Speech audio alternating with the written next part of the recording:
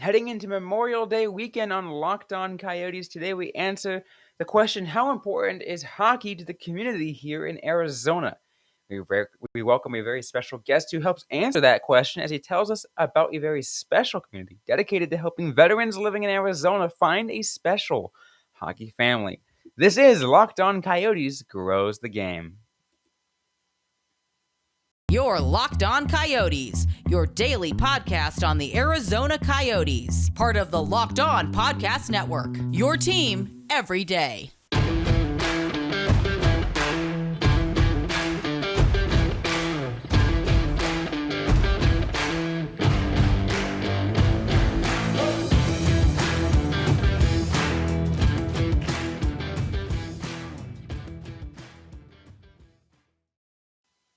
Welcome to the show, everybody. This is Locked On Coyotes. Today's episode brought to you by Bird Dogs. Go to birddogs.com/LockedOnNHL. When you enter the promo code LockedOnNHL, they'll throw in a free custom Bird Dogs Yeti-style tumbler. I'm your host, Robyn Leone, and it's time to welcome back the Grow the Game series, a series within the Locked On Coyotes podcast dedicated to highlighting individuals and organizations dedicated to helping grow the game of hockey right here in the state of Arizona. Our next guest is the president and founder of Arizona Warrior Hockey Charities, an organization dedicated to helping U.S. veterans and service members find community through hockey in Arizona. We're so glad to have Colin Morrison join us on today's episode, and we hope you enjoy listening to today's stories as well. Colin, welcome to the show. We were excited to have you on. Thanks for having me on. So I want to start off with a question that I've asked, I believe, if I haven't asked every single guest, I've asked majority of our Grow the Game guests on this series. Does hockey belong in Arizona? Absolutely. Hockey belongs everywhere. And I think if we could have a rink in every city, that would be perfect. That's the absolutely ideal thing. We see the community here, and that's why we do this,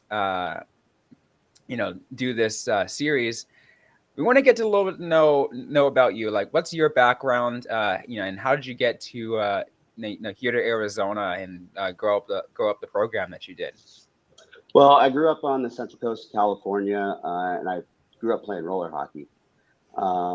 It was a big part of my life. My first job was working at the roller hockey rink.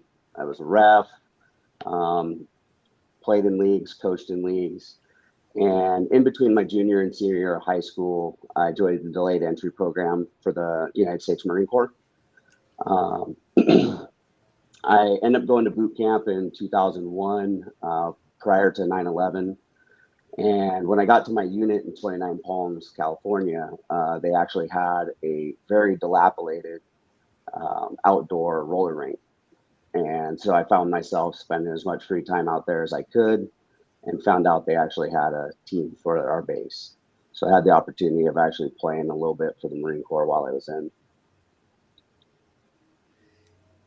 And yeah, tell me about the community that you got within that, because I think, maybe let's focus. We can keep the focus on you on that aspect to start off before we kind of transition to the program as a whole, because I believe no matter where you are, that hockey is a community, hockey is a family. I think whether you're here in Arizona or overseas or wherever. Well, so for me, like I said, hockey's always been a part of my life. I really understood the importance of the community when I got out of the Marine Corps. I moved back to the Central Coast, and there wasn't a really large military presence there. And this is, post 2005. So especially in California, there's a lot of differing opinions about what the military had been doing the last couple of years with the Middle East. So I kind of felt really isolated, and didn't have the support structure that I'd had when I was in the Marine Corps. After about a year of being out, I decided that it was time to get back on the rink, and I found a team of college kids that kind of took me on as a big brother for them, and went from just playing once a week with them to then hanging out off the rink. And really provided that sense of belonging that I had been missing since I had gotten out of the military. And I realized that if it hadn't been for hockey, I probably wouldn't have found that. And what ended up bringing you to Arizona? I had moved to Arizona in 2010 to go to school. I went to Motorcycle Mechanics Institute in North Phoenix. I'd been working in the motorcycle industry from the time I got out of the Marine Corps and just kind of felt like that was the natural progression. Um, I came out and toured the campus, but before I did that, the first thing I did was tour the rinks and see what hockey was available out here because I knew it was something that I needed to have a part of my life. I played roller hockey up until about 6 years ago when I made the jump to ice and really fell in love with it. Today's episode is brought to you by Bird Dogs. Are you tired of sacrificing comfort for style when it comes to your activewear? Introducing Bird Dogs, the game changer in athletic shorts. Picture this: premium shorts designed for maximum performance combined with unparalleled comfort. Bird Dogs are here to revolutionize your workout routine with the uniquely built-in liner. These shorts offer the ultimate support and flexibility, ensuring you stay comfortable even during the most intense workouts. And here's the best part: Bird Dogs are even more than just workout gear. They're versatile enough to take you from the gym to the street without skipping a beat. Designed with pockets that actually work, Bird Dogs give you ample space to store your essentials while you're on the move.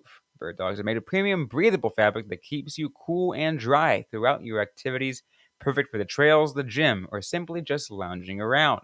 Bird Dogs are the shorts you've been searching for, so order your pair of Bird Dogs today and join the thousands of satisfied customers who have made the switch. Visit birddogs.com/LockedOnNHL and enter the promo code LockedOnNHL to get a free custom Bird Dog style Yeti tumbler with every order. Bird Dogs is where style meets comfort and performance meets perfection. Get yours now and unleash your true potential. So you're here in Arizona, and now become that you help create the Arizona Warrior Hockey Charities. Tell us about that the goal of that, and what you like, what you're what you really hope that to make out of it when you first started it, and how things are with it now. Well, in 2018, I'd seen a Facebook post in a veterans group that was talking about the Warrior Classic tournament, which is USA Hockey's annual tournament for Warrior teams. And so I'd reached out and got some information about what that was about. And I just wanted to see if we had a program that would reach as many vets as possible, much like that roller hockey team in California reached me. The reps from USA Hockey had said that there wasn't any Warrior programs in the Western United States, and that if I wanted to start a program, that they would support us in doing so. So 6 months later, we started filing for our 501c3. Unfortunately, we got it submitted in January of 2020, which it sat on desks in Washington for most of 2020. And we got our nonprofit status in May of 21. That's amazing. It is unfortunate that it took maybe longer than you'd hope because of the events of 2020. But we're glad that it got to that point and you're able to get there. How does the growth look like within that community? Within those years that you've been trying to grow it up. It's been amazing. Our very first skate, we had 8 skaters. We've gotten to the point now that we're up to 94 registered veterans in the program. Of those 94, I would say probably about 60% have participated in any of our on ice stuff. We have quite a few veterans that are interested in the program that have never skated before. And we've been in conversations with Coyotes Hockey Development about seeing if we could integrate the Growlers program and having a Warriors Growlers program to get those new to the ice out there and get the instruction that they need, so that way they could participate on a regular basis. That's the one of the things I was going to ask about next, the relationship with the Coyotes, because a lot of the organizations that we've talked to in the past have worked with the Coyotes over the years. They worked heavily with Matt Schott, saying how much of an impact he made on their program. outside of what you said, trying to reach out to the Coyotes development and getting a Growlers program, what else is your relationship like with the team? It's been fantastic. Shot is it was such a terrible loss for the hockey community, and Matt and I had several conversations about what the future of the Warrior program was going to look like, and he's sorely missed. Zach Savage has come in and he's been a great asset in that sense. But really, the biggest thing is that everybody that we've talked to at the Coyotes has been super supportive of what we're trying to achieve and giving veterans a sense of belonging in that team that they miss when they get out of service. Everything from the exposure that they give us through social media. We've had an opportunity where a couple of us have skated with the Alumni Association. We did a jersey exchange this year where we presented Shane Doan, Paul Bissonnette, and Javier with personalized jerseys from our team, and they actually have given us one in return of their Military Appreciation Night jersey. And honestly, the goal has been for us is to be able to participate in Warrior events and tournaments as the Coyotes Warriors. I want to say there's 8 or 9 programs across the country that have direct relationships with their corresponding NHL clubs.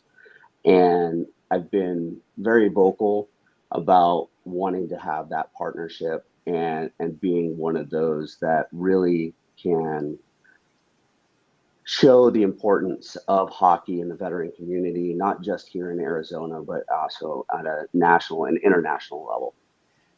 No, I do know that, the Arizona Warrior Hockey Charities has been able to go to some events. I've got several friends of mine who are part of the program in another league that I participate in, and what's the participation like at those events? I believe you guys were in Vegas recently. You also just recently had a skate at the Mullet Arena. How are things like with that? It's been fantastic. In November, we did go to Las Vegas to participate in the Armed Services Hockey Association tournament, Veterans Day tournament. Our team, at that point, we were really looking at being a participation thing and giving everybody an experience regardless of their skill level. We went out there and fortunately we did really well. We went 3-1 in the 4 games that we had out there, even though we had 3 players the night before unable to go. So we were only skating with 9 skaters the entire weekend. Because of that turnout, we actually just last week registered 2 teams to go this year, and we're going to be taking 2 different skill levels. One that the newer skaters will be able to participate without feeling the stress of playing at a level that might be a little bit higher than what they're comfortable with. And also the second team will participate at a competitive level and hopefully bringing back a championship banner. Absolutely love to hear that. Matt, you have anything maybe that you're hearing that you might want to know about? I'm trying to think of some things myself. I just thoroughly appreciate the effort to try to give veterans that sense of team and belonging. And obviously, someone who loves hockey, as much hockey as possible, every possible demographic, but I just want to say what you guys are doing is phenomenal. And I only really have that comment, not really any questions. Well, we appreciate that. One of the biggest issues that the veteran community faces is, isolation, self-isolation, because they feel like they can't connect with others, even their loved ones, because of how they feel that they're different from their military service. So our big thing is that we give them that sense of belonging. So many of us join straight out of high school. You don't have an identity when you're 18 years old. So you go into the military, they give you a uniform, and your military service becomes your identity. And that's something that you are proud of. It's something that you can cling on to. But when you take that uniform off, now you're lost and you lose that sense of identity. So we like to give our players a new uniform, that new sense of belonging, that new team, and that support that they're looking for off the ice more so than what we do on the ice.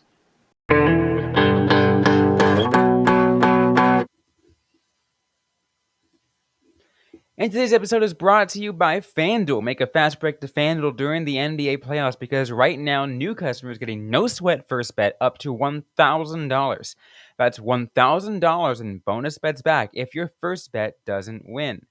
I know when I'm taking a look at the NBA, just taking a look at what the Denver Nuggets just did to the Los Angeles Lakers, it makes it really easy for me to say, hey, you know what? This team might just win the NBA Finals. There's no better place to make those bets and place on all the playoff action than America's #1 sportsbook, FanDuel. Visit FanDuel.com/lockedon and get a no-sweat first bet up to $1,000. That's FanDuel.com/lockedon. FanDuel, official sports betting partner of the NBA. One of the other things I want to touch on, and it's something that I just remembered about, and it's regarding. I asked earlier about the relationship with the Coyotes, but what about the relationship with the hockey community in the Valley as a whole? Because to my understanding, that the program helped was a major part on getting the uniform design for GCU's Veterans Night. Yeah, so Danny Roy, who runs GCU's hockey program, reached out to us a couple of years ago and said that they wanted to acknowledge our veterans at their military appreciation night. So a handful of us came out and they did a ceremony before the game, had us skate out and introduced us. And we've really built a relationship with them since. We have players that come and support every game that we possibly can. We've even made trips to go see them play out of town. And so we came up with the idea at the beginning of this past season that, hey, if we're going to do something, let's do something a little bit more. So they took our jersey design and modified it with the GCU colors. And on the shoulders of our jerseys, each player wears the American flag and the branch of service on their sleeve for whichever service they were in.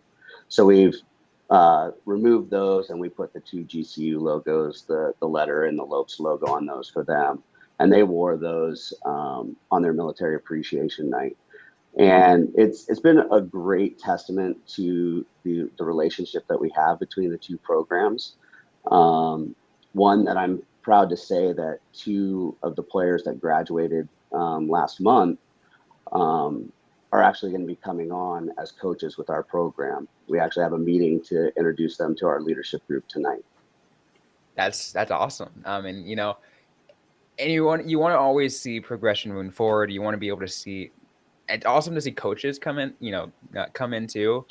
I think it really is said to be something. And you did mention you want to get a Growlers program out there. But you want to get as many people out there who can help coach newer guys, help coach in general, and bring the sport to people of all skill levels.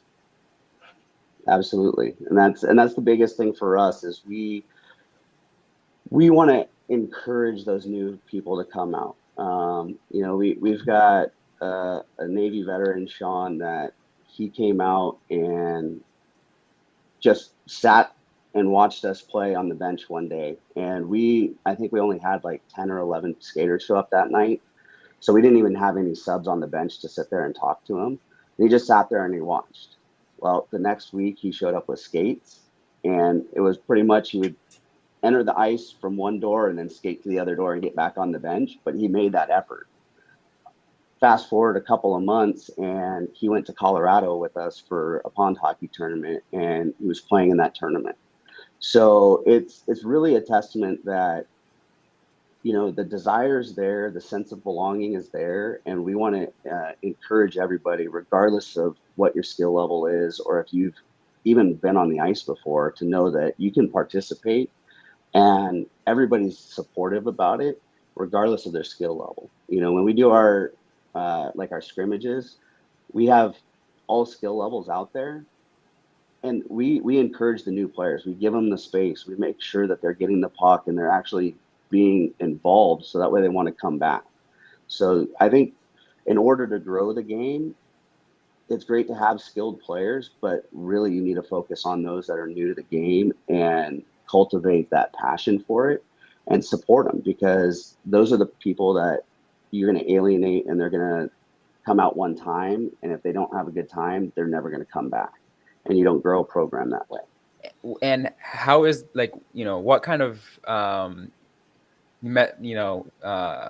like options do you guys have and methods you guys use to go through that outreach to get to kind of see if you can bring in those new people? Because I do know, to a lot of newer skaters, it is a scary idea if someone comes and like, hey, come play hockey with me. I've never played before. Why would you think I could do that? So what do you guys do for that? So we have a veteran registration form that we like to direct all our veterans to go and fill out. And when that gets done, I actually personally reach out to them and just make an introduction, let them know what the program's about, get a feel for what they're hoping to get out of the program, and let them know what our goals are, both on and off the ice. So by doing that, we get them encouraged to show up, whether, much like Sean did, come out and just watch us skate, or we're in the process that we're going to try to do anywhere from monthly to quarterly an off-ice social event where we can get the vets together, so that way they can form those bonds, but also that we can invite the community out to, so that way they can interact with our veterans and see the importance of having a program like this in the Valley. Absolutely love to hear it. I kind of want to go back to some of your goals and get an idea of what you hope to see in this program long term. You kind of already mentioned, one of the big things that I heard in, wanting to be the Coyotes Warriors. What else do you have, as goals for this program long term? Long term, when we set up the program as a 501c3, it was always done with the intentions of being able to expand and cover the entire state. When we set up with USA Hockey, they said, hey, we're going to support you, and you're going to be the only program in Arizona unless you can't handle the number of people that you have.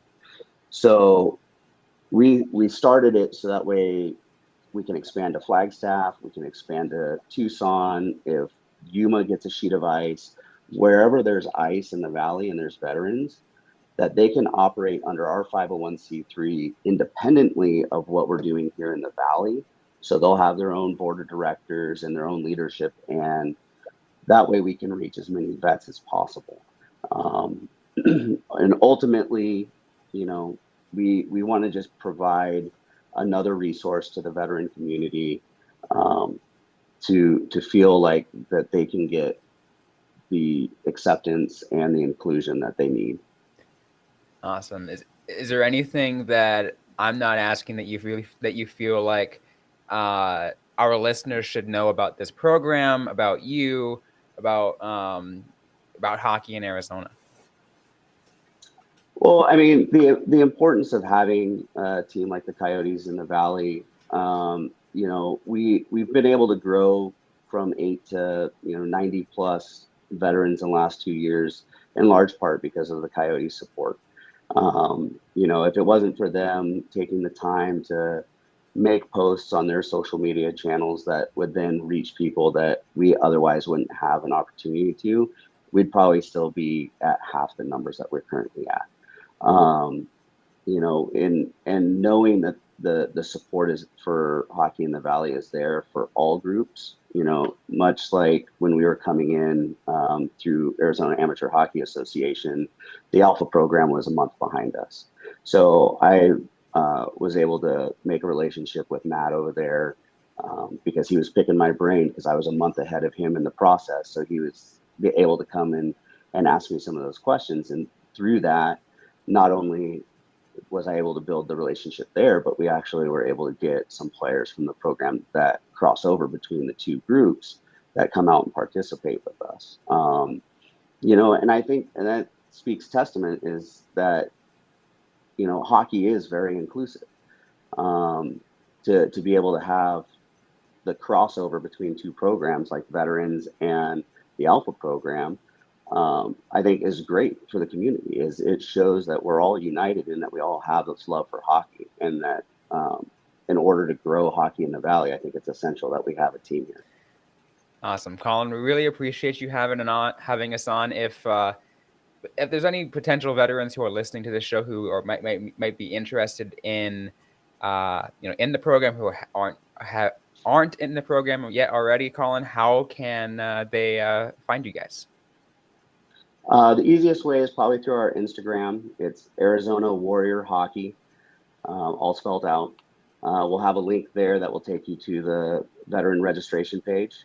Or you could send an email to info@azwarriorhockey.org. Awesome. Colin, once again, we really appreciate you having on. It's been a great interview. Thank you so much for having me. It was a pleasure.